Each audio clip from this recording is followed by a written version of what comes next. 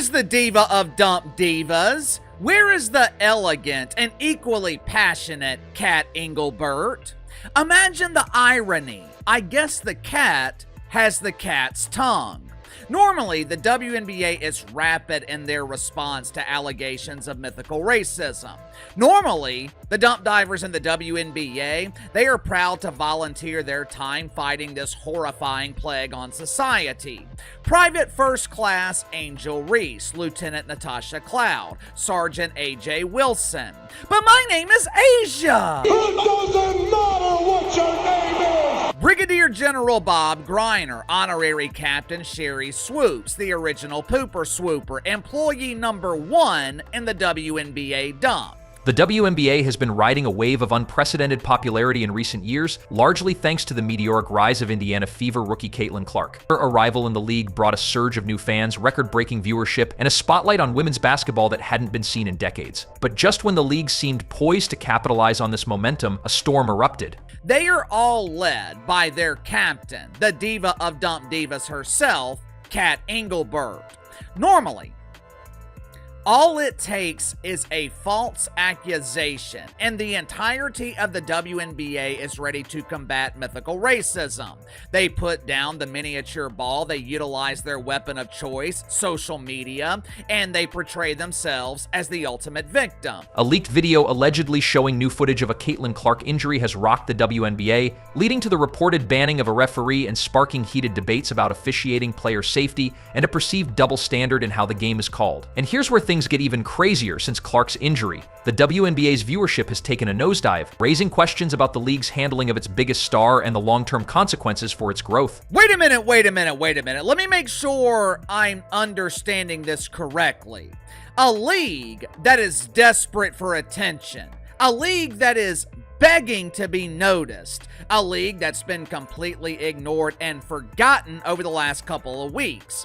This dump of dumps that can't generate interest based on their on-court product, which mainly consists of airballed free throws and some of the worst pretend basketball imaginable.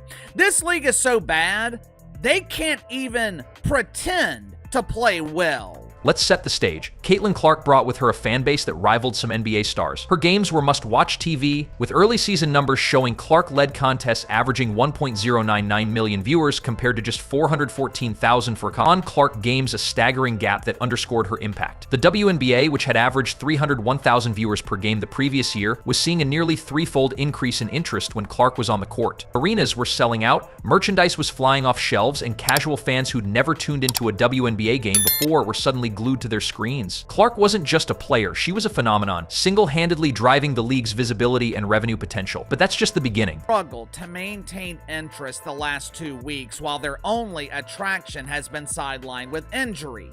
You mean to tell me that league is refusing to provide media credentials? That league is turning the media away from covering pretend basketball? Then came the injury. In a high-stakes game against the New York Liberty, Clark collapsed after a collision that left fans in stunned silence. The moment, captured in now leaked footage, showed what many argue was a clear foul that went uncalled. Clark, visibly in pain, was sidelined with a quad strain, and the WNBA hasn't been the same since. Reports indicate that Fever games without Clark have seen a 39% drop in viewership. Clark, with one game against Connecticut drawing just 851,000 viewers, a far cry from the million-plus numbers Clark consistently pulled. And here's what they're not telling you. This isn't just about one player's absence. The ripple effects of Clark's injury, compounded by the controversy surrounding the officiating, have exposed deep cracks in the WNBA's foundation, threatening to undo years of progress. Wait a minute. Correct me if I'm wrong here. I thought the mainstream media told me that AJ Wilson was a huge star. Isn't that the prevailing narrative throughout the media? They want to share the credit. They claim Angel Reese and AJ Wilson are the reason that people are watching pretend basketball. Now, sure, they give some credit to Caitlin Clark, but the media prefers to share the credit.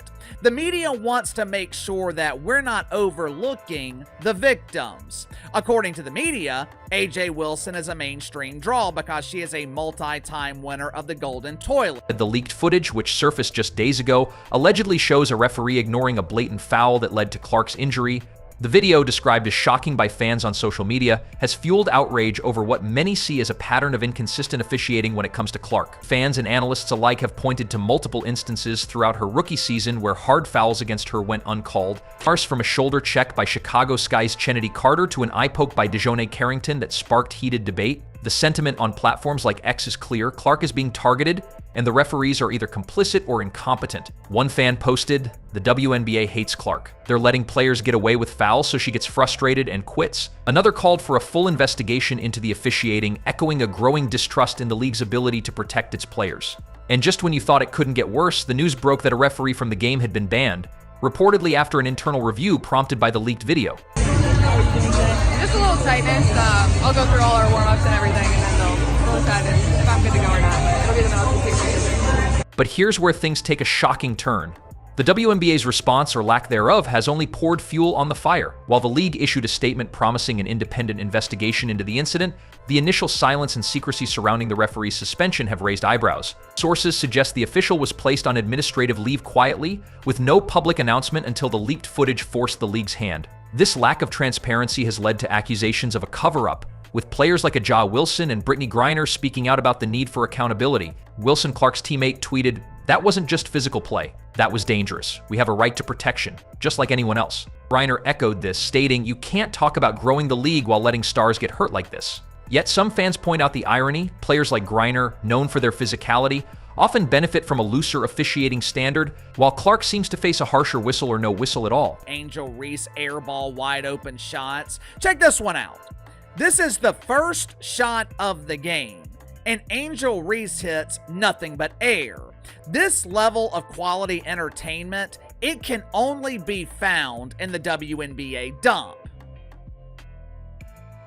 This double standard in refereeing is where things get really interesting. Throughout the 2024 season, Clark racked up 6 technical fouls, one shy of a mandatory one-game suspension under WNBA rules. Many of these calls, like one for smacking a hoop in frustration, were widely criticized as overly harsh.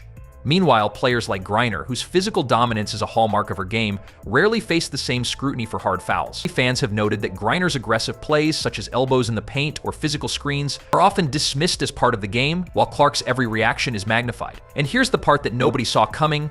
Despite Griner's vocal support for Clark, she and others have also claimed discrimination when it comes to their own treatment by referees, arguing that their size or style of play leads to unfair calls. It's a strange contradiction. Players like Griner demand protection while benefiting from a system that seems to penalize Clark disproportionately. A quick one here, 2 for 1. Clark stutter step goes right by Stewart, but blocked. Big time collision, and Clark is still down on the floor. The viewership numbers tell a brutal story. Without Clark, the WNBA is hemorrhaging viewers. Posts on X highlight the stark reality.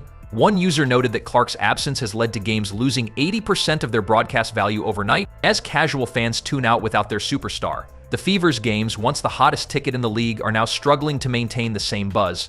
A game against the Washington Mystics on May 28, 2025, where Clark was sidelined, drew just 77,000 viewers in the first half, a number that would have been unthinkable a month earlier. And you'll never guess how it ends if the WNBA doesn't address this crisis.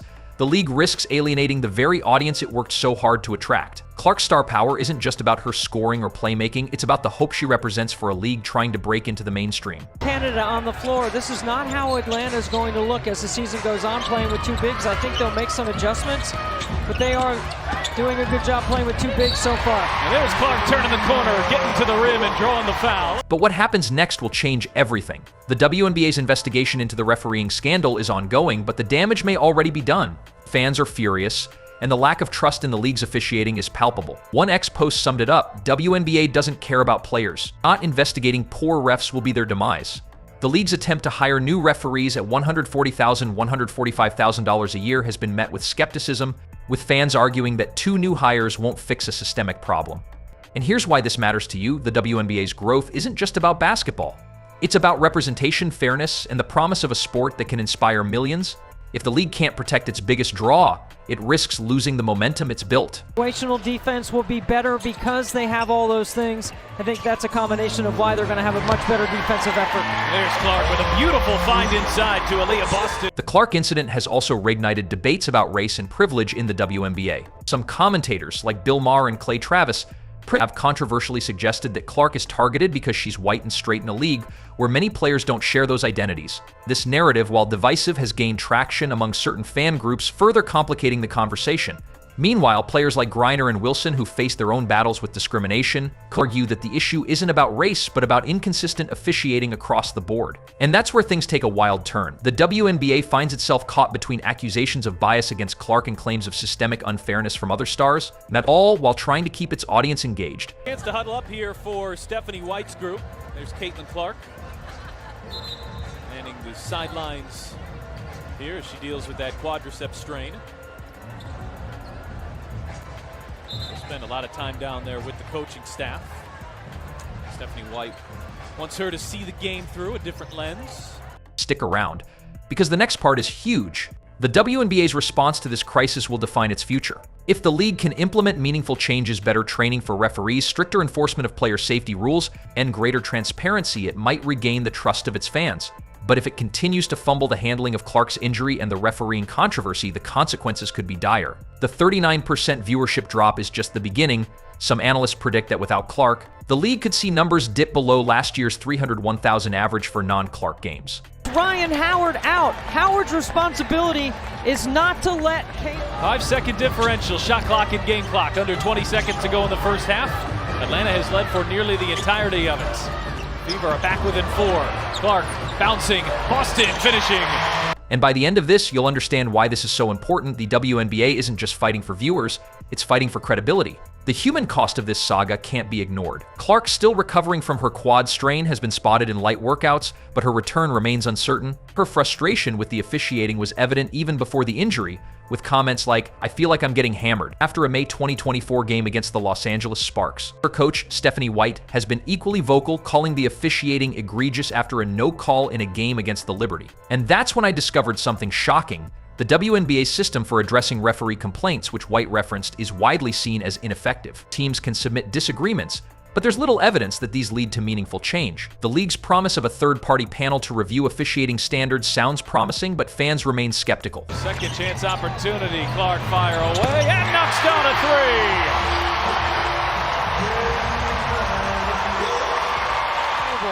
3. And then right here, boy, you've grown to love watching it. And here's where everything changes. The WNBA is at a crossroads. Clark's injury and the refereeing scandal have exposed vulnerabilities that go beyond one player or one game. The league's growth depends on its ability to protect its stars, ensure fair play, and maintain the trust of its audience. If it fails, the viewership losses could become a permanent setback, undoing the progress made during Clark's rookie season. But if it succeeds, this moment could be a turning point, proving that the WNBA is ready to step into the spotlight as a major sport. And the final twist? It's all riding on how the league handles the fallout from that leaked footage. If you enjoyed this video, please leave a like, share, and subscribe to our YouTube channel for more updates. Stay tuned.